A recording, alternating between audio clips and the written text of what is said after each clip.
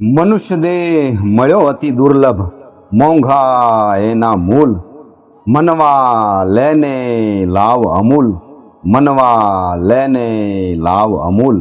ષડ રિપુનો સંગ ત્યજીને, પ્રેમ ભક્તિ શૃંગાર સજીને.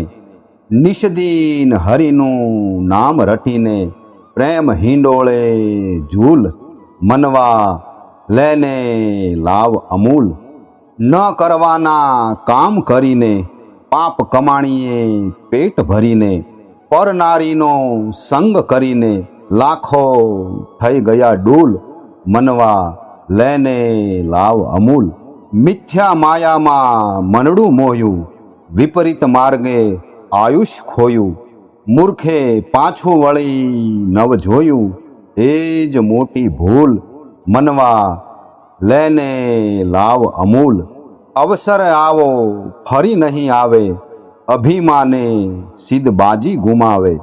દાસ સત્તાર સાચું સમજાવે, ફૂલણસી મત ફૂલ. મનવા લેને લાવ અમૂલ. જેમણે સમગ્ર ગુજરાતને ભક્તિ અને ભજનનો અમૂલ્ય ખજાનો આપ્યો છે, એવા પરમ સંત દાસ સત્તાર બાપુની વાણીને આજે આપણે વાગોળી. અલખ તુને ખેલ બનાયા ભારી, ગુરુજી તેરી લીલા अपरंपारी. इस काया में 5 तत्व है, दुग्धा उनमें नारी. 25 प्रकृति साथ रखे वो, ऐसी है बिस्तारी.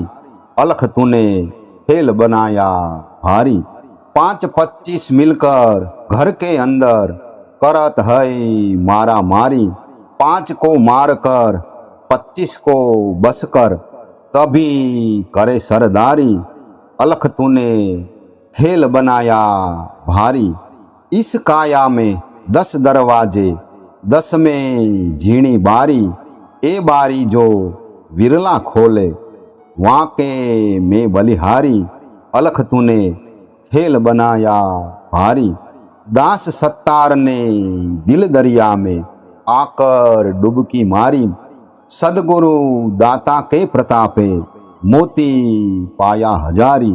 अलख तूने खेल बनाया भारी. આ વાણીનો અર્થ આપણા સંતો ભક્તો કંઈક આવી રીતે કરે છે. અલખ એટલે કે જેને લખી કે વર્ણવી શકાતું નથી, અને છતાં પણ આ અલખ ધણી એ જે ખેલ રચ્યો છે એ કેવો વ્યાપક અને ભારી છે. વિશાળ બ્રહ્માંડ, સૂર્ય, ચંદ્ર, તારાઓ, વૃક્ષ, વનસ્પતિ, પર્વતો, નદીઓ, પવન, પાણી, અગ્નિ, માટી અને કીડીથી માંડી કુંજર સુધી 24 લાખ યોનિઓ. એમાંય આ આપણો માનવ દેહ અજાયબ છે. પિંડે સો બ્રહ્માંડે. જે આ માનવ દેહમાં છે એ જ બ્રહ્માંડમાં છે. આ માનવ દેહની લીલા અપરંપાર છે.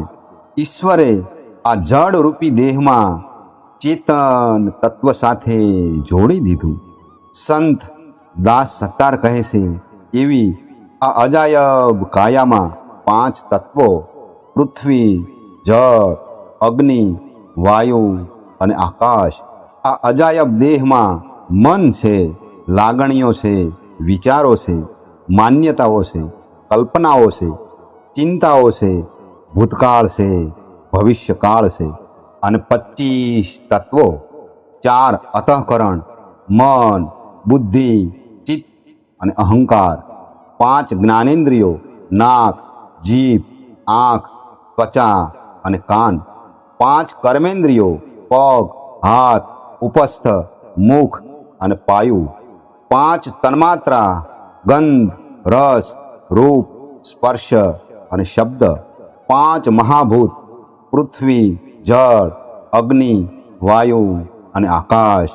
અને 25મું પુરુષ એટલે કે આત્મતત્વ. એ 5 મહાભૂતોની 5 પ્રકૃતિ, આકાશની કામ, ક્રોધ, લોભ, મોહ અને ભય. વાયુની ચલન, બલન, ધાવન, પ્રસારણ અને સંકોચન. અગ્નિની ક્ષુધા, તૃષા, આળસ, નિદ્રા અને મૈથુન, જળની લાળ, રક્ત, પરસેવો, મૂત્ર અને ઓજ, પૃથ્વીની અસ્થિ, ચર્મ, માંસ, નાડી અને રોમ, 10 પ્રકારના વાયુ, પ્રાણ, અપાન, સમાન, ઉદાન, વ્યાન, નાગ, કર્મ, ઉકરત, દેવદત્ત અને ધનંજય, અને 3 ગુણ, સત્વ, રજસ અને તમસ, અને 72,000 નાડીઓ સાથે સોહમનું સ્ફુરણ થયું. આંખને જોવું ગમે છે, મનને સતત નવું નવું વિચારવું ગમે છે. અહંકારને એમ લાગે છે કે હું કહું એ જ સાચું. આમ આવી અલગ અલગ વૃત્તિઓનો જુદો જુદો ખોરાક છે.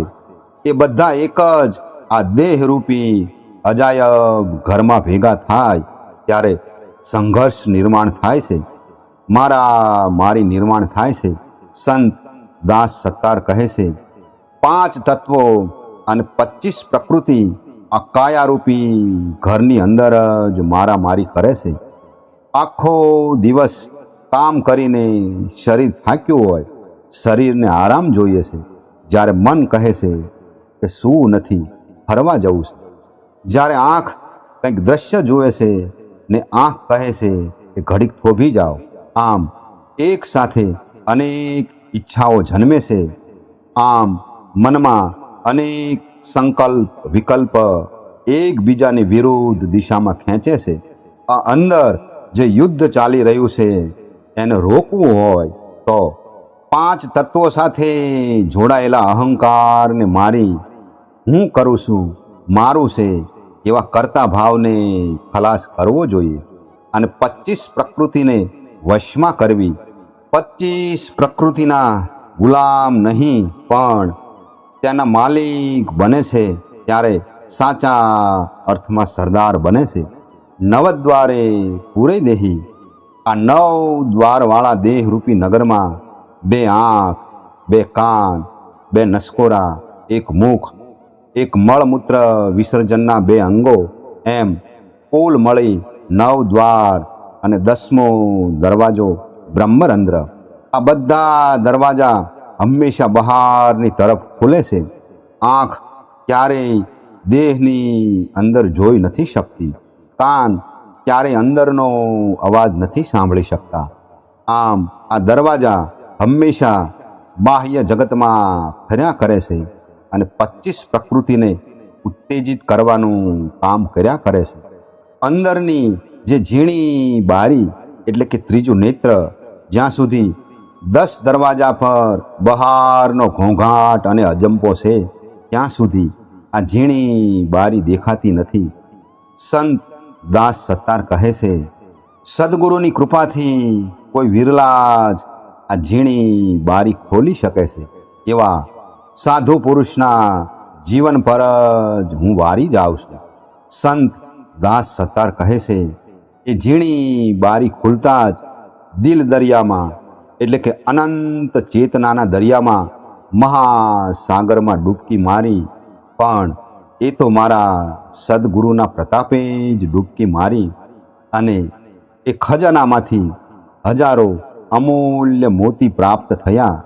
આત્મજ્ઞાન પરમાનંદ રૂપી મોતી પ્રાપ્ત થતાં જ 10 દરવાજામાંથી આવતા ક્ષણિક સુખોની હવે કોઈ જરૂર નથી. પરમ સંત દાસ સત્તારને આજે આપણે ભાવથી વંદન કરીએ.